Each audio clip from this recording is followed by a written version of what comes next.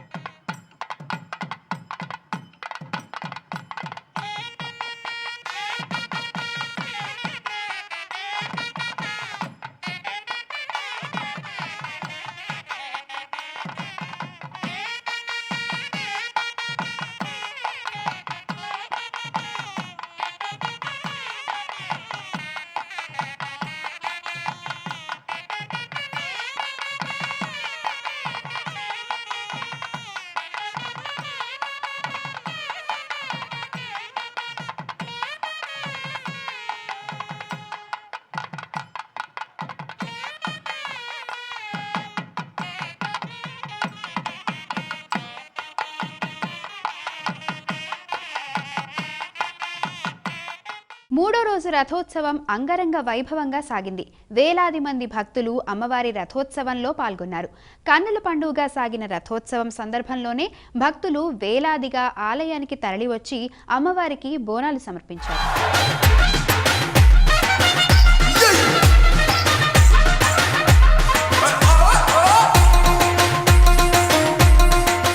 మైసూరు మహారాజు జన్మించిన ఉత్తరాభాద్ర నక్షత్రాన్ని పురస్కరించుకొని తిరుమలలో ఘనంగా పల్లవోత్సవం నిర్వహించారు. మైసూరు మహారాజు జ్ఞాపకార్థం దాదాపు 300 సంవత్సరాల నుంచి తిరుమలలో పల్లవోత్సవం జరుగుతోంది.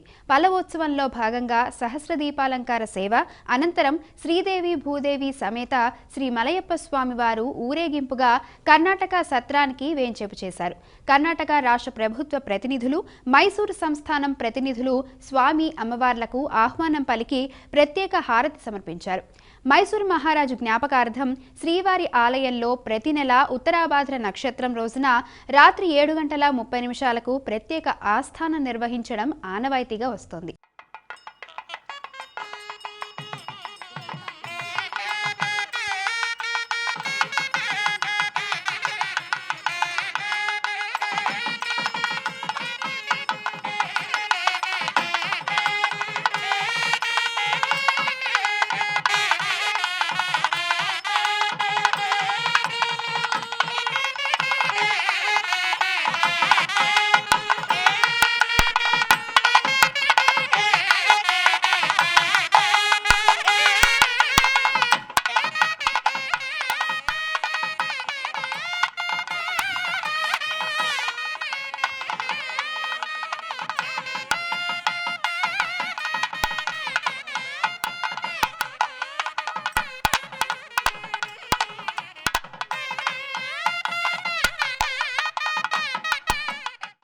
తిరుమలలో ఎడతెగని భక్తుల రద్దీ కొనసాగుతూనే ఉంది.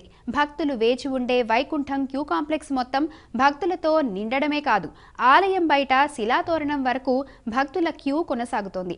మంగళవారం 82,000 మందికి పైగా భక్తులు శ్రీ స్వామివారిని దర్శించుకున్నారు. అయినప్పటికీ క్యూ కాంప్లెక్స్లో భక్తుల రద్దీ ఏమాత్రం తగ్గలేదు సరికదా, రద్దీ మరింత పెరిగింది. దీంతో గురువారం దర్శనానికి శ్రీవారి మెట్టు దగ్గరిచ్చే టోకెన్లను నిలిపివేశారు. రద్దీని నియంత్రించేందుకే ఇలా రద్దు చేసినట్టు టీటీడీ అధికారులు తెలిపారు. శుక్రవారం దర్శనానికి మాత్రం గురువారం ఉదయం టోకెన్లు ఇస్తామని ప్రకటించారు. టోకెన్లు లేని భక్తులకు శ్రీవారి సర్వదర్శనానికి 15 గంటల సమయం పడుతుందని, శిలాతోరణం సర్కిల్ దగ్గర క్యూ లైన్లో ఉన్న భక్తులకు 15 నుంచి 18 గంటల సమయం పడుతుందని అధికారులు తెలిపారు. 300 రూపాయల టోకెన్లున్న భక్తులకు శీఘ్ర దర్శనానికి 3 నుంచి 5 గంటల సమయం పడుతుందని, సర్వదర్శనం టోకెన్లున్న భక్తులకు 4 నుంచి 7 గంటల సమయం పడుతుందని టీటీడీ ప్రకటించింది. యాదాద్రి శ్రీ లక్ష్మీ నరసింహస్వామి వారి దివ్య క్షేత్రంలో స్వామివారి జన్మ నక్షత్రమైన స్వాతి నక్షత్రం పురస్కరించుకొని శ్రీ స్వామివారికి అష్టోత్తర శత ఘటాభిషేకం అత్యంత వైభవంగా నిర్వహించారు. వేద మంత్రోచ్చారణలు, మంగళ వాయిద్యాల నడుమ స్వామివారికి జరిగిన ఈ దివ్య అభిషేక సేవను దర్శించి భక్తులు పరవశించిపోయారు. మరోవైపు స్వాతి నక్షత్రం సందర్భంగా యాదగిరిగుట్ట చుట్టూ గిరి ప్రదక్షిణ చేసేందుకు వేలాది మంది భక్తులు తరలివచ్చారు. పవిత్ర నామస్మరణలతో యాదాద్రి గిరి ప్రదక్షిణ మార్గం మారుమోగింది. స్వామివారి కృపకు పాత్రులు కావడం కోసం భక్తులు ఎంతో నిష్ఠతో గిరి ప్రదక్షిణలో పాల్గొని అనంతరం స్వామివారిని దర్శించుకొని మొక్కులు తీర్చుకున్నారు.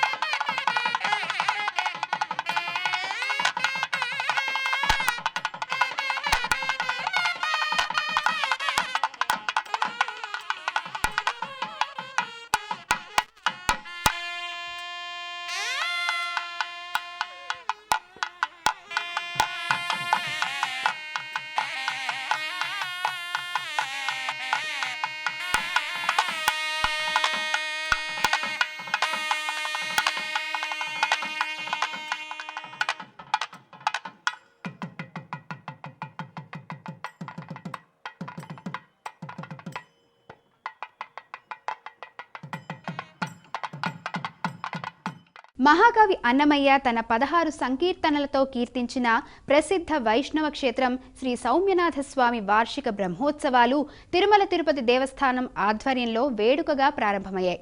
కడప జిల్లా నందులూరులో వెలసిన ప్రాచీన ప్రసిద్ధ వైష్ణవ క్షేత్రం శ్రీ సౌమ్యనాథ స్వామి వారి ఆలయంలో వార్షిక బ్రహ్మోత్సవాలు అంకురార్పణతో ప్రారంభమయ్యాయి. బ్రహ్మోత్సవాల సందర్భంగా ఆలయానికి విద్యుత్ దీపాలంకరణలు, పుష్పాలంకరణలు, క్యూ లైన్లు, ఫ్లెక్సీలు, ఆర్చీలు ఏర్పాటు చేశారు. బ్రహ్మోత్సవాల నేపథ్యంలో ధ్వజారోహణం అత్యంత శాస్త్రోక్తంగా సాగింది. 26న గరుడ సేవ, 28న ఉదయం కళ్యాణోత్సవం, 29న రథోత్సవం, 30న చక్రస్నానం జరుగుతాయి.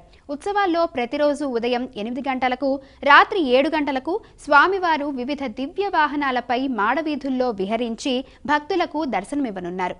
ఈ మేరకు తిరుమల తిరుపతి దేవస్థానం వారు ఈ బ్రహ్మోత్సవాలకు నూతన కాంస్య ఉత్సవ వాహనాలు తొలిసారిగా ఉపయోగించనున్నారు. వాహన సేవల సందర్భంగా భజనలు, కోలాటాలు, ఆధ్యాత్మిక కార్యక్రమాలు చేపట్టనున్నారు.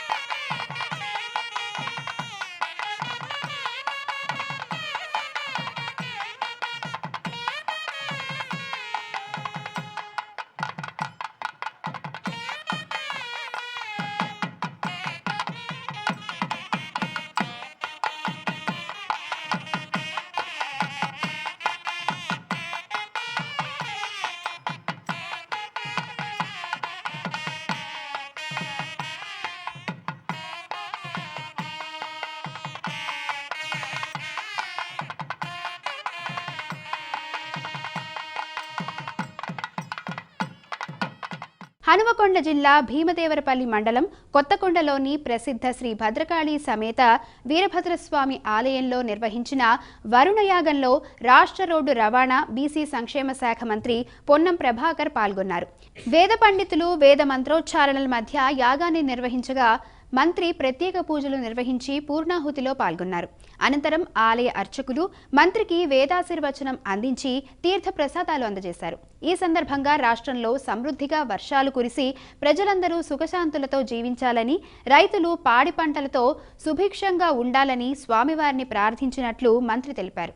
ఈ కార్యక్రమంలో ప్రజా ప్రతినిధులు, ఆలయ కమిటీ సభ్యులు, అధికారులు, వేద పండితులు, భక్తులు పెద్ద సంఖ్యలో పాల్గొన్నారు.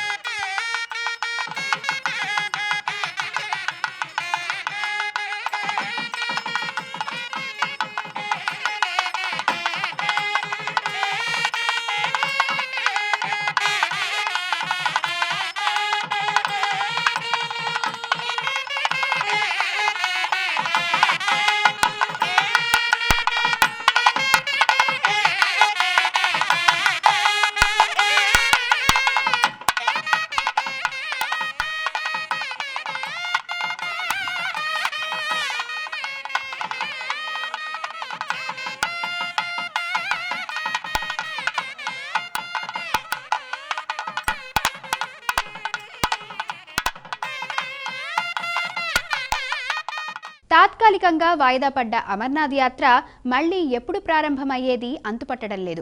ప్రతికూల వాతావరణం కొనసాగుతోంది. వాతావరణ శాఖ అధికారుల ముందస్తు సూచనల మీద ఆధారపడి ఉంది అమర్నాథ్ యాత్ర.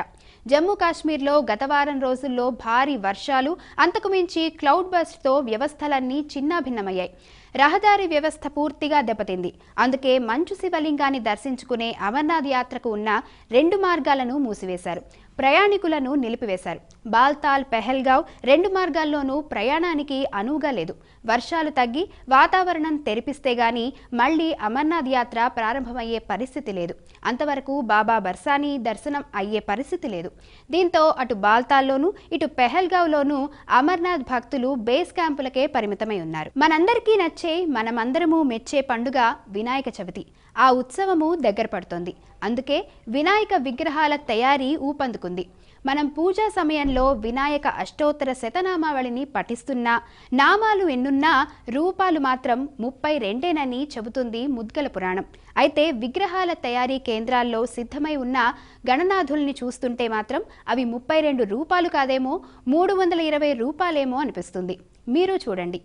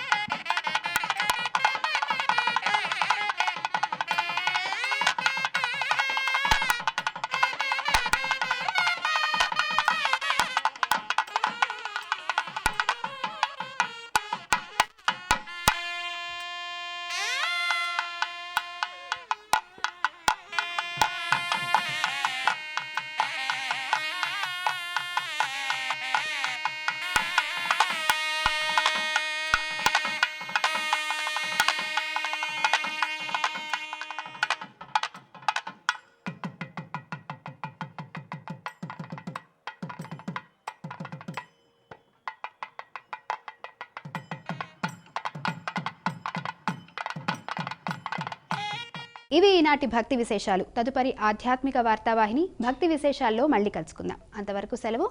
నమస్కారం.